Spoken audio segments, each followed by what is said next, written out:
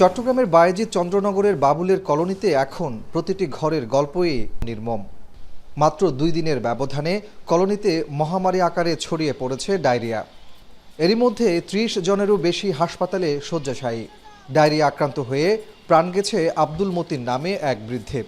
আক্রান্তদের বেশিরভাগই শিশু। আমার স্বামী আছে বলতে 3 দিন, ওর বলতে পর আমার 2 মেয়ের অবস্থা। আমার স্বামী আমার তো ক্ষমতা নাই, টেপ হয়েছে না, আমার 2 মেয়ে ভর্তি করাম।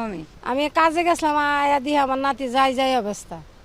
এরপরে দূরে আমি মেডিকেল লয়ে গেছি। অসুস্থ হয়ে পড়ছে, পানি খাইয়া সে ডায়রিয়ায় আক্রান্ত। 5টা-6টা স্যালাইন করার পরে একটু সুস্থ হয়েছে। তারপর তার মা অসুস্থ, বর্তমানে মেডিকেল সিটিতে ভর্তি আছে। কলোনির বাসিন্দাদের অভিযোগ, 1 সপ্তাহ ধরে পানির ট্যাঙ্ক থেকে তীব্র দুর্গন্ধযুক্ত পানি আসছিল, যা বাধ্য হয়ে পান করেই এমন চরম বিপর্যয়। তার উপর 50টি পরিবারের জন্য শৌচাগার মাত্র 7টি। চারপাশের চরম অস্বাস্থ্যকর ও নোংরা পরিবেশ এই সংক্রমণকে আরও তীব্র করেছে দাবি তাদের। যদিও কলোনির ম্যানেজারের দাবি, অতীতে কখনো এমনটা ঘটেনি এবং রিজার্ভার নিয়মিত পরিষ্কার করা হতো। মাসে 2বার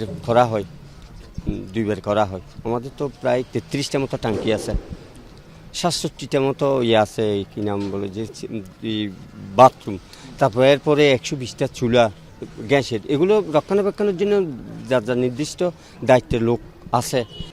তবে চিকিৎসকরা বলছেন, দূষিত পানি এবং নোংরা পরিবেশ থেকে ডায়রিয়ার প্রাদুর্ভাব হতে পারে। 72 ঘন্টা ময়েশ্চার লক সমৃদ্ধ লিলি হুইপ শিয়া মিস্টিক গ্লোয়িং বডি ওয়াশ। শিয়া বাটারের গুডনেস স্কিন রিপেয়ার করে রাখে সফট ও গ্লোয়িং, ছড়িয়ে দেয় লং লাস্টিং ফ্রেগন্যান্স। আমরা আসলে এখন অ্যাকিউট ডায়রিয়ার একটা ক্লাস্টার অ্যাটাক মনে করতেছি, যেহেতু 3-4টা এরিয়া থেকে আসছে। এটা পানিবাহিত হতে পারে, অন্য কোনো এক্সপোজার হতে পারে। এটা আমরা এখন বিভিন্ন পরীক্ষা নিরীক্ষাগুলো করতেছি। আপাতত আমরা বিভিন্ন blood sample, urine sample, স্টুল sample পাঠিয়েছি। এগুলো পাঠানোর পরে হয়তো আমরা 24 ঘন্টার মধ্যে এটা কেন এক্সাক্ট কারণটা কি আমরা বলতে পারবো। এদিকে রিজার্ভার ট্যাঙ্ক থেকে ব্যবহৃত পানি পরীক্ষা নিরীক্ষা করছে সিভিল সার্জন কার্যালয়। তবে বন্যা পরবর্তী সময়ে পানিবাহিত রোগের প্রাদুর্ভাব বাড়তে পারে দাবি করে বিশুদ্ধ পানি ব্যবহারের পরামর্শ চিকিৎসকদের। কাজী মাহফুজ, এখন, চট্টগ্রাম।